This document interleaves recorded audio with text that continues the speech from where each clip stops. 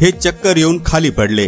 पोटात अन्न नाही, पाणी नाही, पोटात जळजळ होत असल्याने त्यांना सहकार्याचा आधार घेत उठावं लागत आहे। जेव्हा मनोज जरांगे पाटील हे चक्कर येऊन खाली कोसळले तेव्हा संपूर्ण मराठा समाज मायमाऊली या ढसाढसा रडायला लागल्या।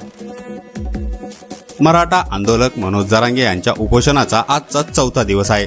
सगळे सोयऱ्यांच्या अधिसूचनेची अंमलबजावणी करून मराठ्यांना ओबीसीतून आरक्षण द्यावं या मागणीसाठी मनोज जरांगे अंतरवाली सराटी येथे उपोषणाला बसले आहेत।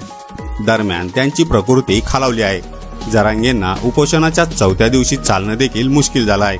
सहकार्यांचा आधार घेत ते चालताना दिसत आहेत। मनोज जरांगे यांना थकवा जाणवतोय। ते स्टेजवरून खाली उतरताना ते अचानक खाली बसलेले पाहायला मिळाले।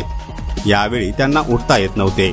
दरम्यान सरकारकडून मनोज जरांगेंना कोणता प्रतिसाद मिळतोय का याकडे सर्वांचे लक्ष लागले आहे।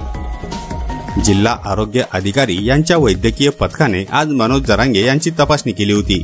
यावेळी त्यांना उपचार घेण्याची विनंती केली होती।